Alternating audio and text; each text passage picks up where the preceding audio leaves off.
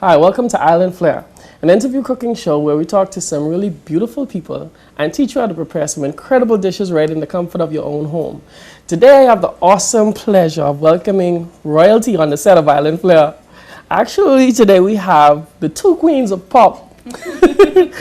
They are songwriters, producers. I mean, they wear so many hats and they are so much in the forefront of what it is that they do. I mean, just about everybody would know just who they are just by calling either one of their name. But today I'm going to introduce them to you. So, welcome. Sky, Believe. Welcome to IslFlr. Listen, okay, you guys, I mean, y'all do like a Star Trek thing. Y'all boldly going in a direction that, you know, most people don't go with. Tell me, what inspired you to do the type of music and stuff that you guys do? Well, I mean, we've both been involved in music for quite some time in both of our lives separately and also together. And having the background of local Bahamian artists do their thing back in the day. Some people we know stepped outside of the box, like your Tadaz, your MDs and Sami Stars and whatnot, and it influenced our career to also take the international direction rather than, you know, our local homegrown soca, calypso, rake and scrape and whatnot. But we also fuse the music, so you will hear a little bit of that junkanoo undertone in the pop and the hip hop when you listen to our stuff, you know. And I guess that's a real way too, how music itself is evolving, you know, because it seems that if, at least now, it's beginning to cross-pollinate on into different cultures, different ethnic groups, and different sounds. I think is rather appealing. How would you say, though, that people have been receiving your music and stuff like that? It's pretty good, very well received. A lot of people, I guess, in NASA, when they originally hear the music, they think like it's, I guess, American or European, because it does have that really Europop driven, you know, thumping type of, oh, done then. Yeah, it's been very well received. You know, the radio stations are playing it, the club DJs, everyone's, you know, showing love and support, so it's been good. Right. Well, listen, you know, I even, like, for instance, even when I go on Facebook, it seems like you guys almost take it over with all of the incredible stuff that you're doing. But tell me, though, how did this all get started, at least for both of you? Well, 4 years ago, I would say I was fresh out of high school, just starting college, and yeah. My sister, she was involved in music alongside my cousin Jalam and Mikey Hoyt. They had a studio, Shanty Records, at the time, and I freestyled a little while, you know, and they were, they were very impressed, and they invited me into the studio, and I couldn't leave my homegirl out. I told her to come over and check it out, and she came in. She got involved with the producing and whatnot and the writing, and we got our first song, More Praying, and from there we went to the radio stations. We met the JJ Excitement and among others, and they helped us. They gave us some equipment and taught us how to use it, and from there we just explored so many different options. And from there, really, you've been building, because I know you guys build beats and do all of that stuff. Wow. So tell me, for you, you said you got your equipment and you started to do some of the stuff yourself. Question. That particular process, because it seems like now, instead of just being the people who sing and perform the songs, you took it a step further and want to be also the people who produce the songs. Tell me, what would you say to somebody who is interested really in kind of developing themselves in that kind of way?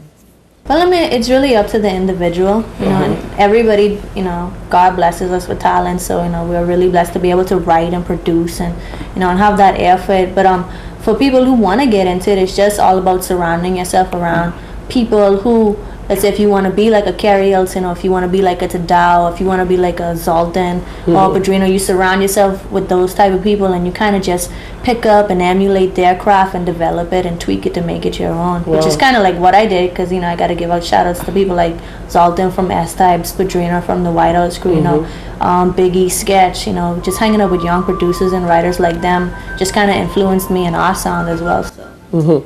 Well, that's really interesting, because, you know, I believe one of the things that that helps us or makes it possible for us to accomplish a lot of things is the group or the networking of the people that we connect to.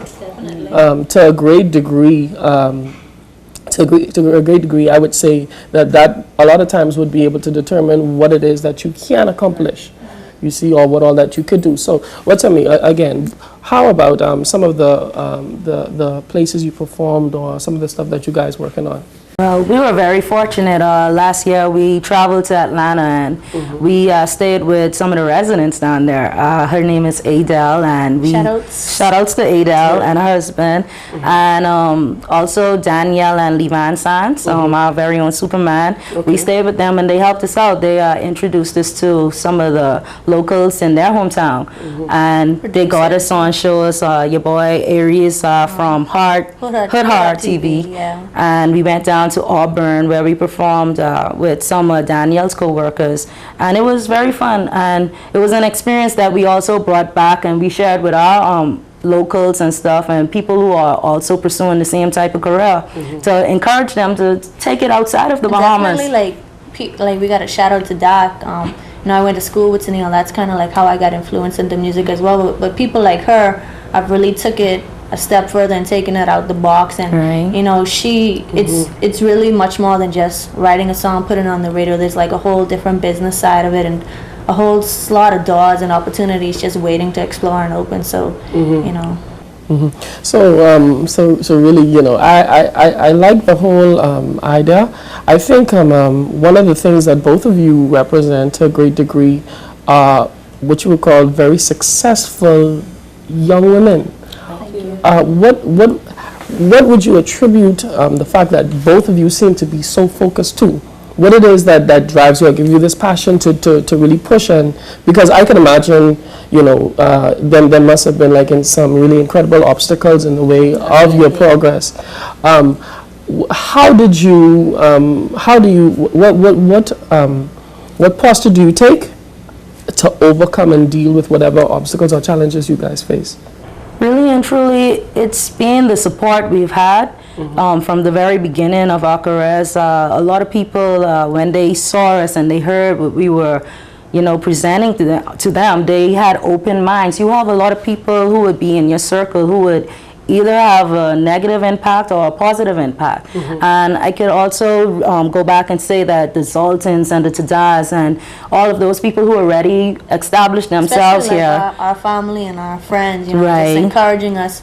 I think like the number one problem we have in the Bahamas is we're kind of like brainwashed that, hey, go get a government job, go work in a hotel, go work that 9 to 5. Where we have an incredible amount of talent, not only in music, but filmmaking, writers, producers, photographers, graphic designers, the charade, the afterthoughts, you know. We have, so, you know, if there's one thing I want to tell the Bahamian public, and especially the young people, is follow your dreams, you know, take a chance, and, you know, it's going to be a lot of ups and downs, but if you really want to do it, you know, sacrifice and it pays off. And work together. Yeah, also work together. Teamwork is very important inside this field. Yeah, that I guess would be where you get your strength. Yes, you see. Well, I tell you what, I mean, for the most part, even the stuff that I do, I would not have been able to accomplish without a really incredible team that I have working together. But, you know, I'm really impressed by you guys, and I think that, again, what you guys did is like, you're a part of a breed, a different generation who really interested in not only doing stuff, but owning stuff. And that's pretty cool. Well, listen, what we're going to do today, though, and I know... well, listen, this can be a pretty good one. I got 2 guests today. This a first. And I'm sure we can make enough food for both of us. Yes, 2 hungry guests. Yeah. Well, I'm gonna take a rather different approach too. We're gonna do some French toast, but it's gonna be like a coconut French toast. You see? Yeah, that's gonna be our little twist on it. We're gonna make some pimped out syrup and some dilly yogurt. All right. Yeah. So to all the viewers out there, the key to our hearts, food. Oh yeah, I just pimped out food. Well, listen, we're gonna take a quick break, and when we get back, we're gonna be outside in the kitchen with both of these lovely ladies. They're gonna make me breakfast in bed. Just kidding, something like that. Stay tuned. they say